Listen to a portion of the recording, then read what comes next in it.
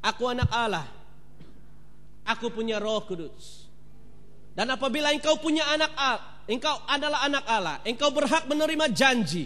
Dan engkau mempunyai Roh Kudus. Dan engkau akan diberikan kekuatan yang baru. Satu energi yang baru. Kuasa yang baru. Teks firman Tuhan kita lihat dalam Kisah Rasul-Rasul pasal 1 ayat 8. Mari kita lihat Kisah 1 ayat 8. Buka Alkitabnya, sila.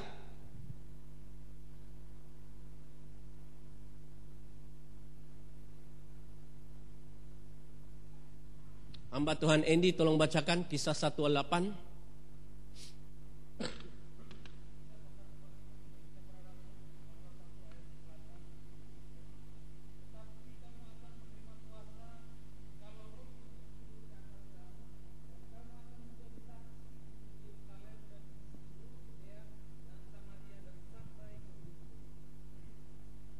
Apa dikatakan di sini? Tetapi kamu akan menerima apa? Kamu akan menerima apa? Kalau Roh Kudus turun ke atas kamu. Amin. Katakan, aku ada Roh Kudus. Kalau Roh Kudus belum turun ke atas kamu, apa jadinya?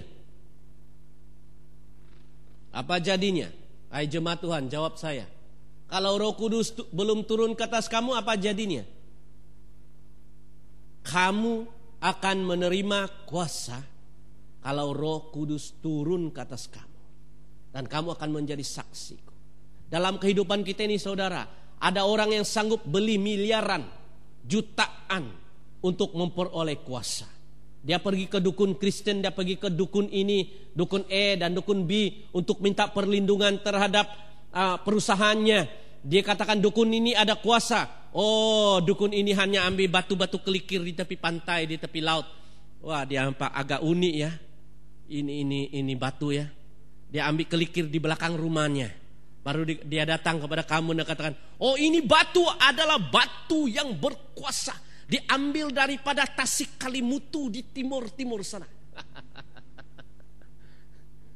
Kalau kamu ambil batu ini, letak di dalam secangkir gelas ini, penyakitmu akan disembuhkan. Tapi harganya mahal, 10 miliar. Mau?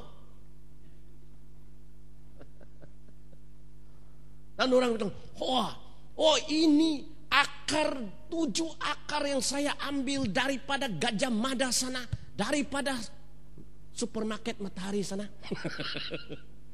Kalau kau pakai ini 7 dan engkau pergi ke kuburan sana 7 malam berturut-turut, katakan, aku ada kuasa, aku ada kuasa. Kau pakai di tali pinggang. Di sini, kalau orang tembak kamu, kalau orang cucuk dengan bojak, wah, tidak tembus, kebal, kuasa. Berapa harganya Pak? Tidak apa-apa, tidak perlu dibayar. Ini percuma saja. Hanya kamu memberi pemberian kasih. Lebih dari persepuluhan. Harganya 3 miliar. Wah, kuasa. Ya Pak, ini dia. Bagi 10 ayamnya Pak. Ya itu dukun Kristen ya. Dipakai begini, miliaran. Tapi persepuluhan gak mau. Wah, sudah kebal dia. Wah, dia sudah kebal. Dia pakai, dia ada confident ya. Nah itu cara iblis menipu kita. Semua orang butuh kuasa, betul? Semua orang butuh kuasa dan inginkan kuasa untuk melindungi perusahaan dia, untuk melindungi anak-anaknya. Ya, sehingga nenek moyang kita salungkan kayak jimat. Nah, sampai sehingga ini menural. Semua orang memerlukan kuasa, mencari kuasa yang melindungi kita. Kuasa apa? Saya enggak cari kuasa, tolong ya. Saya bukan cari kuasa. Saya cari pemberi kuasa itu, yaitu Roh Kudus. Kamu akan menerima kuasa itu secara otomatis kalau Roh Kudus turun ke atas kamu. Kuasa untuk dipakai Tuhan, melayani pelayanan kesembuhan dan mujizat. Kuasa untuk kau berkuasa. Bila engkau berbicara kepada direktur dan insinyur dan bank untuk minta kredit ya, ada kuasa yang keluar dari mulutmu untuk meyakinkan dia. Itu kuasa Roh Allah. Kuasa untuk engkau lulus ujian. Sesuatu hikmat, pengetahuan yang memasuki kehidupan Anda. Sehingga saudara bila lulus ujian, bila pergi ujian, engkau bisa lulus. Karena hikmat roh Allah itu. Kuasa Roh Kudus itu mengalir dalam kehidupan kamu. Saya hidup dalam kuasa Allah. Bukan karena saya cari kuasa Allah. Tapi saya hidup karena Roh Kudus tinggal dalam hidup saya. Sehingga sampai hari ini, walaupun banyak cabaran dan tantangan, Allah melindungi saya. Allah dengan kuasa Allah melingkupi saya. Sehingga saya sudah masuk 44 tahun, tidak pernah saya ke rumah sakit. Tidak pernah. Bukan karena saya tidak percaya medis dan dokter. Saya baru 2-3 malam ya memang sakit sore throat. Batuk-batuk ya itu biasalah. Itu perkara kecil. Tapi saya hanya ya disertai dengan obat Panadol dan sebagainya. Ya sudah baik.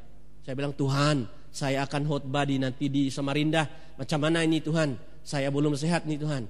3 malam. Dalam wahyu saya lihat, dalam wahyu dikatakan kamu akan diuji setan selama 10 hari. Ada itu dalam wahyu, 10 hari. Tapi tidak selama-lamanya. Saya 3 malam saja. Saya bolak-balik sini, puji Tuhan, haleluya.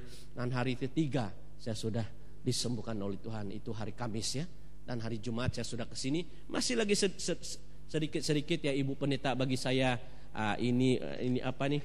Terima kasih Ibu Pendeta ya. Tuhan berkati, Dequaden pastil supaya saya tidak batuk-batuk. Tapi saya tidak pernah ke rumah sakit. Kenapa? Karena roh Allah itu memenuhi hidup saya. Kenapa? Karena kuasa Allah itu melindungi hidup saya. Sehingga saya tidak ada penyakit. Ya, saya periksa dokter ya. Saya periksa dokter. Bahkan saya terlampau lama tidak ke dokter. Saya lupa tipe darah saya itu O, K, A, K, B. Tidak pernah ke dokter 44 tahun nggak pernah ke dokter. Luar biasa, Tuhan melindungi. Kuasa Allah itu mengalir. Dan itu menyembuhkan tubuh saya. Dan itu membuat saya benar-benar masih kuat, masih gagah. Yang 44 tahun saya masih bisa lari di stadium. Saya masih bisa. Saya enggak ada darah tinggi, enggak ada reumatiknya. Saya sehat walafiat ya. Kenapa? Karena saya terus berhubung dengan roh Allah, dipenuhi oleh roh Allah. Sebab kita adalah anak Allah. Dan saya terus bersaksi, saya anak Allah. I am a child of God. I have the Holy Spirit. I have the power of God in me. I am a child of God. Saya anak Allah. I have the Holy Spirit. Saya ada Roh Kudus. I have the power of God in me. Saya ada kuasa Allah dalam kehidupan saya. Saya sebut terus menerus bahwa saya ini anak Allah. Dan saya ini ada kuasa Allah. Dan saya ini miliki Roh Kudus. Deklarasi iman itu saya catat di sini. Dan seringkali bila saya ada masalah ya, saya akan ulang-ulang, saya itu anak Allah loh. Kenapa? Saya berhak menerima janji-janji Allah. Waktu saya menjadi hamba Tuhan ya, 2 tahun yang lalu saya berkesaksian di mana di Kuala Lumpur ya. Saya enggak punya apa-apa. Saya datang ke sana dengan tangan kosong kecuali dengan istri.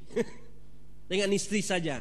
Dan memang benar saya hidup dengan iman. Saya hidup dengan iman. Saya ini tidak jadi gembala. Itu bukan panggilan saya. Panggilan kami adalah panggilan apostolik. Seperti kayak Rasul Paulus. Masih ingat Paulus? Dia pergi kemana-mana. Di mana-mana dalam misi. Dia pergi kemana-mana. Dia tidak ada jemaat yang besar seperti ini lalu jadi gembala di sini. Itu karunia gembala. Saya punya karunia apostolik dan karunia profetik, di mana saya harus berjalan ke sana ke sini, masuk ke gereja ke sini. Meskipun hari Minggu di gereja sidang Jemaat Allah di Kuala Lumpur saya pergi hari Minggu, tenang-tenang. Tapi dalam pelayanan itu saya tidak punya jemaat yang beri saya persepuluhan setiap bulan, tidak ada. Jadi kita hidup dengan iman loh. Kita hidup dengan iman. Tapi bila orang memberi, kita doakan, kita percaya mujizat terjadi 100 kali lipat. Barang siapa yang memberi secangkir air kepada nabi akan menerima upah nabinya. Amin. Upah nabinya. Jadi kita berdoa dan Tuhan memberkati. Dan persepuluhan itu kan untuk gembala, untuk jemaat. Jadi saya sudah ancar-ancar, saya sudah kode protokol dengan Pak Pendeta Cornelius. Pak, saya ini datang bukan untuk curi persepuluhan. Saya tidak datang sini untuk jalan les, bukan. Saya datang di sini karena kasih Allah. Dan saya mengasihi kamu semua, amin. Saya mengasihi kamu semua. Dan saya senang melayani firman Tuhan. Sebab itulah kehendak Allah. Bila orang lumpuh berjalan sewaktu kebaktian KKR yang kami adakan, ribuan orang datang. Bila orang yang buta melihat, orang yang peka mendengar, orang tawar saya duit, saya bilang saya bukan tuh dijual beli. Saya bukan